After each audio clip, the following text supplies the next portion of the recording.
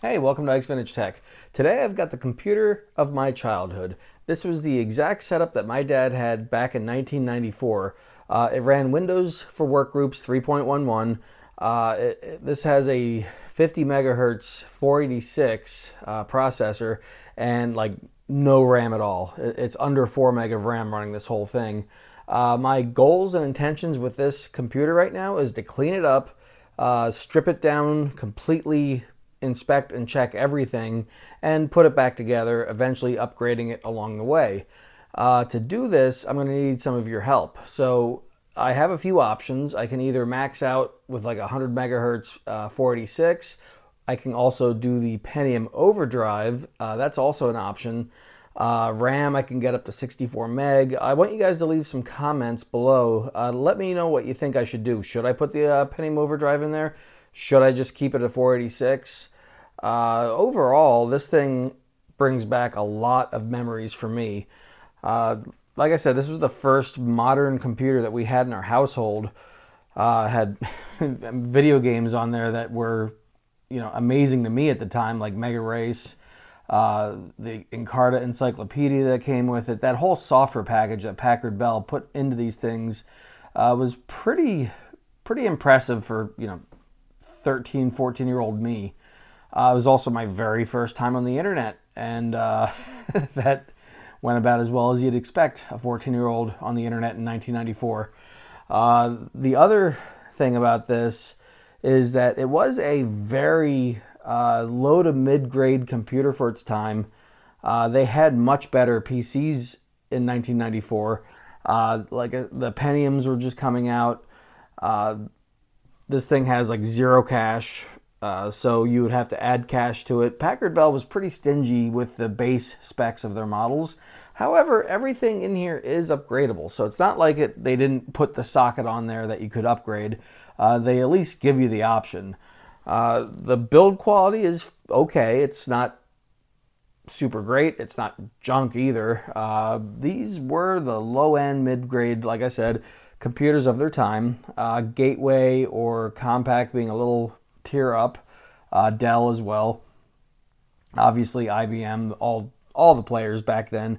Packard Bell was the affordable one. So statistically speaking, if you grew up in the 90s, you had one of these computers just based on the price alone. So I hope you like digging into these old things. If you do, feel free to like, subscribe, comment, and let's get started. So first thing I'm going to do here is I'm going to turn it on, and I do have the Packard Bell boot disk in here to run basic diagnostics.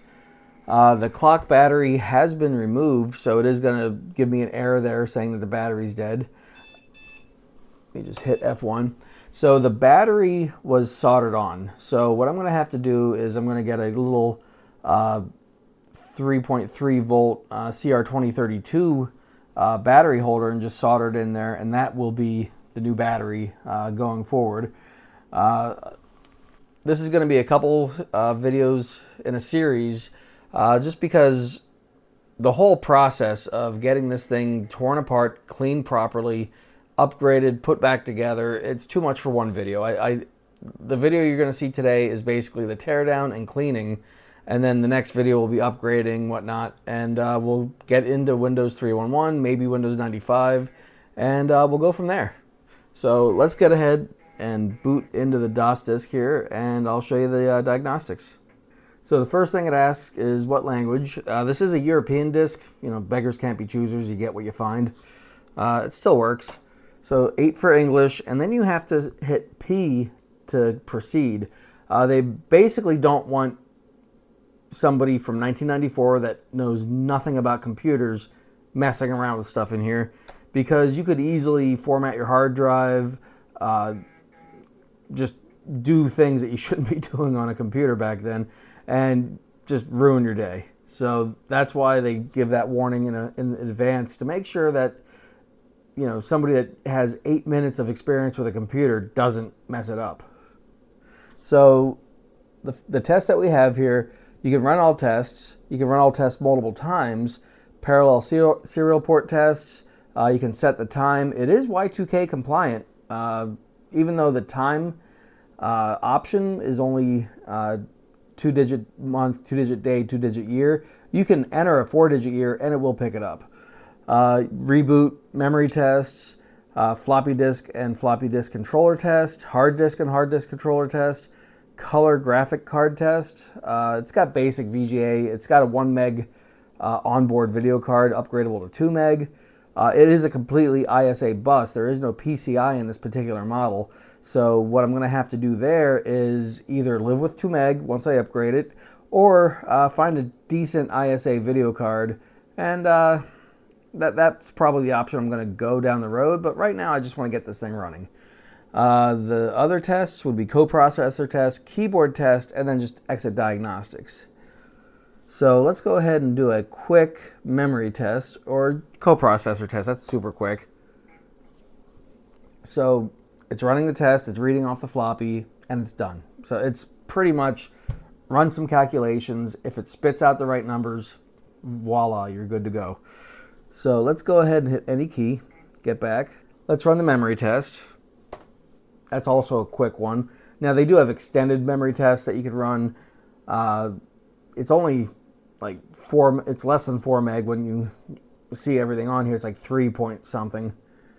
So you're gonna want to hit 1 for onboard memory, A for basic, and there you go. It's pretty much done. It's very basic memory test. I'm gonna go ahead and exit out of that.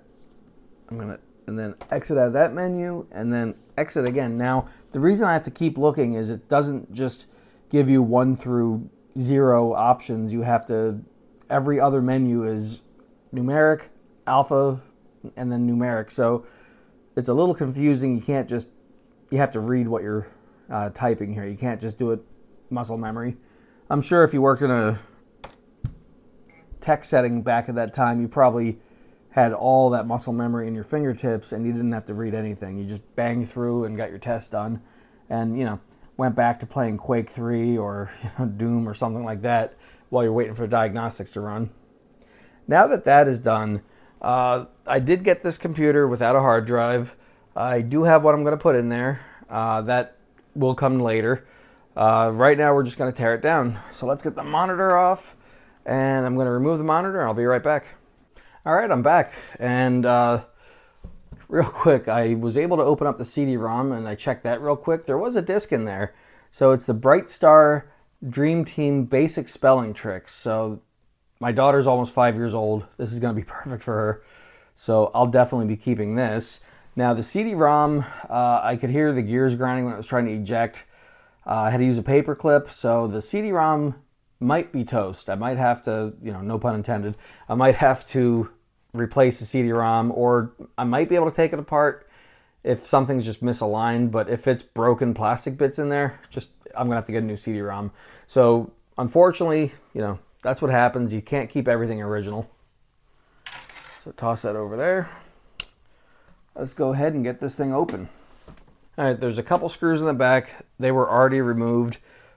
Pretty sure they're just standard coarse thread computer screws, so they're not going to be hard to replace. So that slides off like that, and then it just slides right open. Metal interior with the plastic clips keeping all the plastic on there.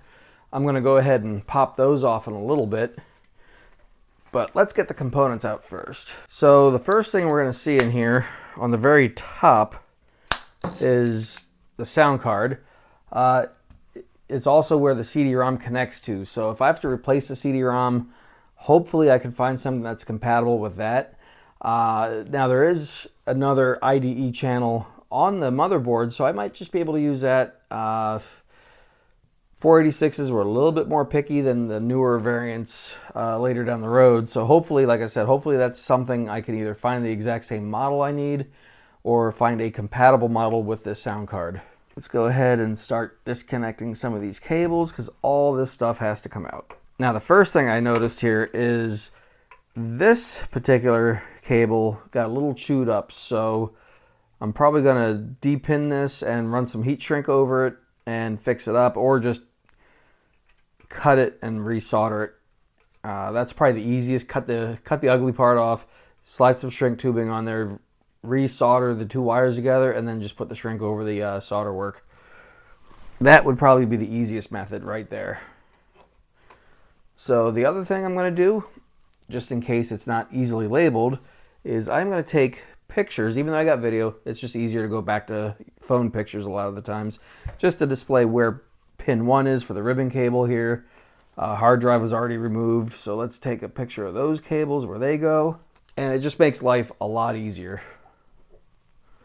So go ahead and carefully remove this without bending any of those pins. Now, I'm not sure, but I see 2 IDE channels on the sound card here, and maybe floppy? I don't know. Maybe this is a whole controller card. It's something I'll have to look into. But right now, I just want to get it apart, and we're going to clean it up. Now, this card has been in here for 30 years? Yeah, 30 years. I'm not that old yet. And it came out, no corrosion. This card's pretty clean. A little dusty on top, but not that bad. The motherboard is definitely pretty filthy. This wasn't a smoker's computer, luckily. There's no tar or anything like that in here. It's just very dusty, which is to be expected. I don't know how long this thing ran for until it got put on a shelf. The next thing would be the floppy disk here. Just want to double check, take one more picture of all the cables. It makes life easier, believe me. All right, so this second cable that's a little mangled goes to the modem. So that's probably if you wanted to do anything voice related over the modem, make phone calls, or hear the dial tone when it's dialing out. Not so much necessary anymore, but for completion, I will fix it. You have your front panel connector here. I'm going to take a picture of the orientation of that as well. Even though it's probably on the silk screen, I just don't want to take a chance of having to guess later down the road. And here's the important part. The power supply, because it is an AT power supply, if you get it backwards, you can fry the whole board. And I do not want to do that. So let's see if I can get this thing to slide out now. There we go. Now the whole cage just slides out. Very easy. Which isn't that bad. Now, people have always said that Packard Bell was cheap, and they were, but they actually did take care to have rounded edges on the metal here. So I worked on a lot of computers that were from the 90s, and a lot of those things were just razor blade boxes with electronics in them. This isn't too bad. I don't see myself getting cut at all. You know, I don't have any wood in here to knock on, but yeah, you get the idea. I just jinxed myself. But overall, it looks pretty easy to work on. So you got this riser card, and you got the motherboard. So I'm going to go ahead and remove the riser card. So it looks like it's 2 PCI cards, and it might be. In fact, yeah, when I look at this, this looks like a PCI card that is just converting to ISA. So maybe this is the PCI version. It very well could be. So maybe I can find an upgraded riser card that would support ISA and PCI. So that would greatly increase the capabilities of the video card if I could get a PCI video card from like 95, 96, and that would work great. That's one option right there. I'll have to look into down the road. So like I said, this is going to be a multi-part video. Yeah, I haven't ordered anything yet. I'm just getting into it as we go live. Pre-recorded live. So if you can see here, we've got the processor. This is our memory SIM slots. It takes 72 pin, up to 32 meg each. Now, if you do put 64 meg in here, there's a jumper setting. You have to disable this onboard RAM, which is fine. You're losing 3 to 4 meg to gain 64. I'm not going to be that petty and get mad about losing 4 meg of RAM. This is the modem right here in this spot. Here's your floppy disk, IDE 1, IDE 2. You have some, I believe this is where the cache would go, in this slot here. I do have the manual. I downloaded it off of retrocomputing.org. I forget the exact site. It'll be in the video here. This is where the video memory would go, these little slots right here.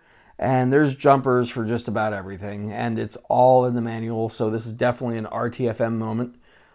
Don't go in here guessing or even trusting what you think is right. Read the manual. It'll save you tons of time. So the next thing I want to do here is pop out this modem, and I'm going to need a pair of pliers because it's got those little squeezable connectors that just hold it in, not screws. So I'm just going to cut it. I'll be right back. All right, I'm back. I got my pliers that were 2 feet over there. I just had to go around the desk, and you don't need to see that. So let's go ahead and squeeze that and give it a little lift. Do the same over here. And there's one more in the front. I just got to squeeze and lift. There we go. That was fairly easy. Now we got a good clean look of the board here. Just guessing, I would say this is probably the BIOS chip right here. I don't have the encyclopedic knowledge of like Adrian's Digital Basement, but I can guess. The power supply is pretty dirty as well. I'm going to take that apart and see if I should give it a bath. I've done that before with power supplies successfully. I'm also going to be doing a quick inspection of the caps and whatnot. It didn't blow up when I powered it on earlier. And I've only had it powered on for a short period of time before this, when I was just running all the quick tests before making a video. So far it's been good. Once again, I don't have any wood to knock on here. This is a particle board desk. That doesn't count. But yeah, that is pretty easy. So let's go ahead and get the motherboard removed and the power supply. And then I'm going to start taking the plastics off and getting this thing ready to wash. Oh, one more thing I did just see here. This is where the battery used to be. The previous owner, or somebody previous to me, just cut it out, which is fine. If you don't have the tools to solder it, just cutting the leads is perfectly fine for these old batteries. You don't want them blowing up and just destroying everything. So they did me a favor. Now I am going to have to fix it, but they definitely did me a favor. Do a quick look. I think I got, nope, I missed one because it is not popping up as easy unless this is like a slotted board. Maybe it has, nope. Oh, there we go. Okay. It wasn't screwed down or slotted in. It was just stuck. It's old. If you didn't move in 30 years, you'd be stuck too. So the bottom of the board looks pretty clean. I don't see any bodge wires here, which is convenient. So there's nothing I have to be careful with as far as that goes. You got the I/O in the back here. You've got your COM port, serial. You got your printer port, LPT. VGA video, and your mouse and keyboard PS2 ports. The capacitors look pretty clean. I don't see anything bulging. One more picture I'm going to take is the position of all the jumpers. So when I'm cleaning this thing, the jumpers might fall off. In fact, I'll probably remove them just to make sure that nothing falls out in the sink, because I'm going to be hitting this with a soft bristle brush. I'm going to be pulling out the CPU, any socketed chip. Well, the only other socketed chip here is the BIOS. So I'll be pulling that out. So let me just get a good picture of this real quick. So everything looks pretty good. Now, the washing process for this, you do want to remove anything that's socketed because it just traps water in there. And you can cook it in the oven for an hour. You can blow all the air that you want on it. Those little crevices will hold it, and depending on how hard your water is too, you don't want those sitting around for you, just eating away at your board over time. So that is something you do have to consider, is your water source. If you have hard water, anything with a lot of minerals. Now, I still run it with distilled water after the fact, just to give it one more clean rinse, and then I run it with alcohol. Like I take a spray bottle of 99% IPA and give it a good once over and let that just drip off. And then I hit it with pressured air, the exhaust of my shop vac. And that actually comes out kind of warm. As long as, you put a nice ESD strap on, you're probably not going to be generating any static anyways because it's wet. But eventually it does dry up. As you get it as dry as possible, put it in your oven at the lowest setting. Don't let your wife know you're cooking electronics in the oven. That's, usually something you want to avoid. Just, you don't have to be full disclosure about everything that you do with your hobby. But, keep the kitchen clean. Clean up after yourself. It'll make your life a lot easier. There's a little rubber piece right here inside the case. There is a cut wire inside here. That's odd that you would find a wire, just random piece of wire that's been in there from the factory probably. All the wires here, the front panel, that looks good. There's a little fan compartment that you could put another fan in if you wanted to. I'd imagine you would power that off of something here. Maybe there's fan headers. I don't see any. So you'd probably just have to get a little adapter for your power supply if you have an additional fan in there, because I don't see any place to plug that in. But it has the option, so that's something at least you can work with if you're having trouble overheating. But as it sits right now, this thing I don't believe gets very hot. So it is just a 48650. Like I said, I'll probably put an overdrive in here, or at least 100 megahertz 486. The board itself will not work with the 3.3 volt processors without some mods. Not a big deal. I'm not trying to make this thing run Minecraft or anything like that. I just want it to work. I want it to play era-capable games of its time and just be a good system. I don't need, I've got plenty of other systems to do crazy stuff with. I just want this to work. Like I said, it's the computer I had in my early teens, and I just want to recreate that, get that good nostalgia going.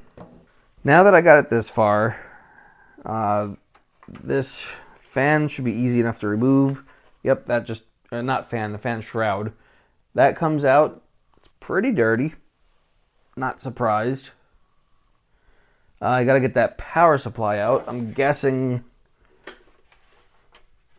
Okay, there's a couple screws here, 4 screws on the back in the standard orientation. So that little cut wire, that could have been somebody after the factory, but I don't know. You can never tell with these things. But I don't see any cut wire anywhere else. So this is just a random red wire that got trapped under the board sometime in the last 30 years. And based on the dates of everything I see here, like the CD-ROM, I don't see a date on the floppy drive, but the date codes on the chips, let's see, this is August 94. Date code on some of the chips, 34th week of 94. So yeah, we're looking at a late 90s computer, late 94 computer here. So it was probably made just in time for Christmas, and I'm guessing it was probably bought, either for the school year of 94 or in the holiday shopping time. That's when my dad got his, I believe. It was the first computer that we had that was modern. I had a Tandy Color Computer 3 when I was a kid. But yeah, he had a couple old laptops with a plasma display. But that was more his. That wasn't like everyone in the family gets to use it. Even though we did every now and then. We did play like Wheel of Fortune on it, stuff like that. But for the most part, this is the first computer that had internet, very slow dial-up, whatever speed this thing was. I don't remember. Probably 14.4 or 28.8. Next thing I got to do is figure out how... Whoops. Next thing I got to do is not break it. Next thing I got to do is figure out how to get this plastic off without snapping anything, because everything is old. This little gray bar probably covers something I needed to see here. Aha.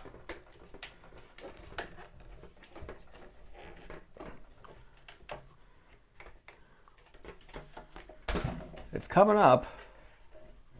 I do not want to force it. Okay, last little clip.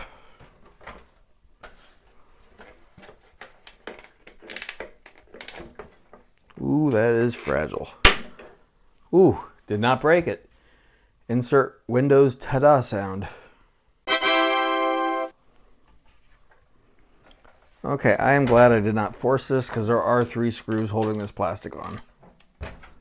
This should clean up pretty good. There's no gouges in it. Very little yellowing too for its age, so I'm pretty impressed with that. So that'll clean up pretty good.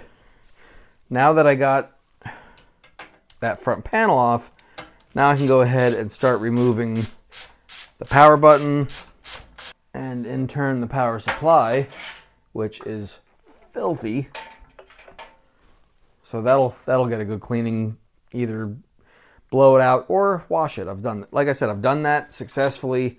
As long as you dry the hell out of it, you're pretty safe. So in the back here, there's one more piece of plastic.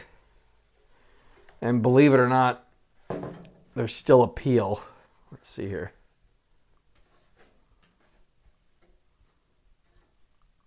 "30-year-old peel goodness."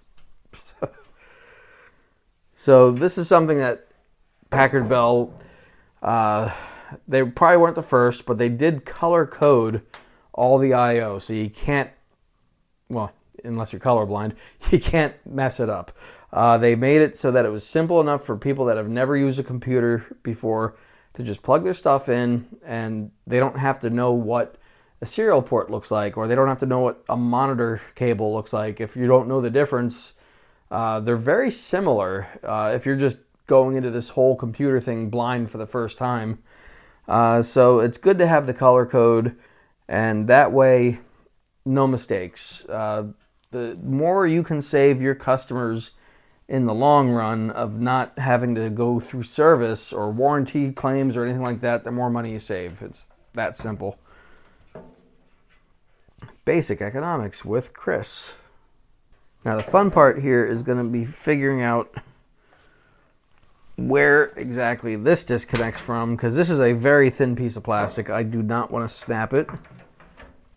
It should be pretty easy to figure out. There we go, yeah. Okay, so there's a little push over there. That peel's going to haunt me now. All right. Ooh, that is filthy.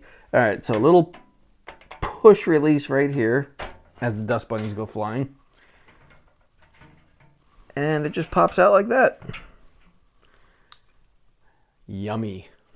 A couple more things to take out here just to make it complete. You've got your little front panel board here. I believe that's the reset button on the front here. I'm just guessing. I'm pretty sure that's probably a reset. Being thorough, I'm also going to just pull out the card slot covers. So that is everything that can unscrew on here. Everything else is riveted, as far as I can tell. Yeah, I believe the motherboard studs are screwed in. I'm going to just leave them. No need to take those out. This will get a good washing and then drying in the oven as well, or maybe not. Actually, yeah, this can go in the oven at low temperature. This, however, is going to be very carefully washed. This is the CD restore key. So if you have the original floppy disk and CD-ROM, you can actually restore your system with this code. It's the basic anti-piracy they had back then.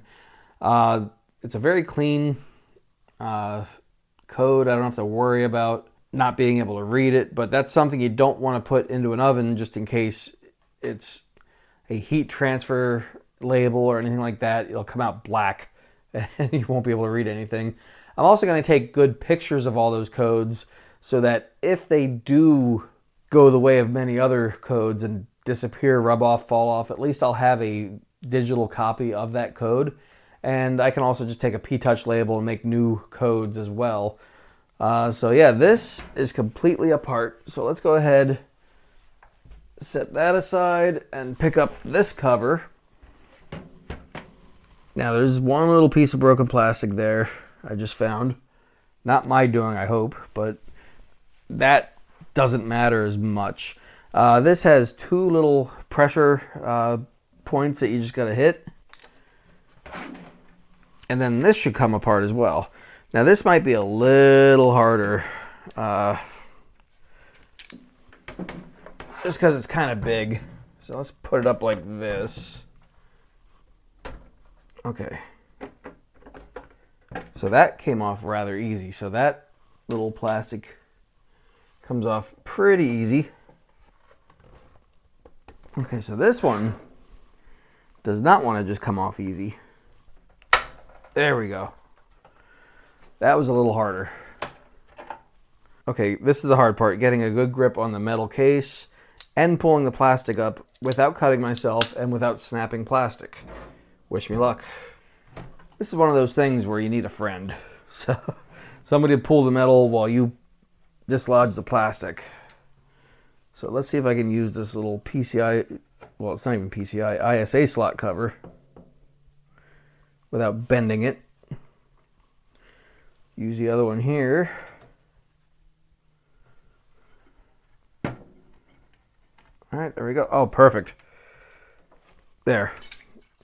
Didn't bend the metal and got that separated just enough to play with me here. There we go. There. That has been removed. There's no rust, just dirt. So that's not too bad. A little nasty on the inside here. Like I said, not too bad. We got another date code here. A bunch of other date codes, but it's definitely the 8th month of 94 where the top cover here was made. So that's closer to the August time frame of the CD-ROM. So now that I got it broken down this far, let's go ahead and set that aside over there. Ugh, nasty. So the CD-ROM should pop out rather easy. Okay. Oh, that's interesting. So it's got these little screws on the side that just slot in like that. So no little bits of plastic rattling around inside. So that is a good sign. Got one more little screw here on this side to take out. The floppy drive does work, as you saw earlier, so that's a good sign. I'm going to give it a good blowout with the vacuum. What is going on here? Okay, that slides back and to the left. So back and up. So let's get my disc out of there. Put that back. And this too is just, you know, piece of metal, rounded edges. Not going to cut myself, mostly. And yeah, aside from dirty hands, there's no blood in this yet. So I don't know what fun I'm supposed to have doing this. So that's all done. We got this apart as far as I want to take it. The power supply, I'll take apart off camera. I don't want to be responsible for people taking their power supplies apart because they followed my directions. If I shock myself or damage something, I'll be mad at me. I don't want you guys following my every direction and then breaking or killing yourself. So you figure that out on your own or watch a video of somebody that's much more qualified than me to do it. But I'm going to clean it. I'm going to take some before and after pictures and post them in here as well so that you guys can see the process. I will, however, let's see if I can carefully take the top of this off. And we'll look inside there quick. And let's see if I can get this top off. There we go. So top comes right off. Obviously don't stare into the laser if it's on. Don't touch the laser. All the common stuff you should know. Let's pop that out and see what I can see. Oh, okay. That's an easy one. Okay, so what it appears to be doing is the little rubber band pulley in here. That's what you're hearing snap. So it's not a gear. It's the little rubber band pulley being stiff and just skipping on the pulley there. So what I'm gonna have to do there is find out what size the rubber pulley is, order a new one, you know, find a supplier. I'm sure they exist still, and yeah, swap that out. So that is an easy fix at least. Now, will it be fixed in time for this video to be made? I don't know. I might just pop in another CD-ROM for the quick video repair, because I don't want to make this a 3-month-long video, even though it's been kind of long already. So with that, I am going to go ahead and end the video here. Before you click next on the videos, let me go over the steps here. So first step here was disassembly. Second step is going to be washing it. I'm going to take some video of me washing the boards. I'm going to add that to the reassembly video. It's not going to be a wash by itself video, but I'm going to wash them and then reassemble everything. And then depending on how long that video goes, that'll either be a separate video, and then I will do the full operating system restore. Now, because I try to put out a video a week, I do want to try to put these a little closer together. I don't want to take like a month and a half of time here putting this computer back together. So hopefully these videos will come out a little quicker than the last couple I had. Last weekend I went to VCF East up in New Jersey. It was a very short time. I couldn't stay long. I had to come back down to Virginia because I have a wife and very young children, and if I left her alone much longer than I needed to just to look at old computers, I would have had an ass chewing. So she lets me do my hobby. Obviously, I'm doing these videos, but I also have to, you know, I have to be a dad. So I spent part of Friday up there. I met Sean from Action Retro. I met Steve from Mac 84. Two very great guys. Met a lot of great people there. A couple of you are subscribers now because we talked about the channel. Thank you for that. And I just had an awesome time. I didn't pick this up at VCF East. I did pick it up on the way to VCF East. So whenever I do these long trips, I always try to make it worth my while for channel content.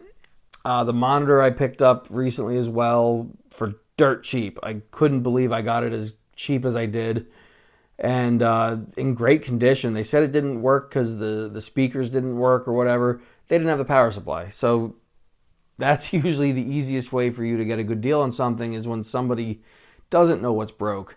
So hopefully that's where these videos come in handy. You get to see my repair process, my thinking, procedures, all that stuff, and you can use that yourself. Not everyone is a trained technician or has 20 years experience in troubleshooting. That's why YouTube exists. So take the knowledge I give you, make use of it however you want. Only do good, yada yada, I hope. But yeah, enjoy yourselves. I am going to go ahead and get this washed up, and I'll see you in the next video. Thank you very much for subscribing. Definitely want people to comment down below of what type of processor I should put in this thing. Let me know. If you have access to a PCI riser, that would also be awesome. This looks like it's a 4-bank riser. So yeah, thank you very much. You guys have yourselves a great week. I'll see you in a couple days, hopefully. Take care. Bye.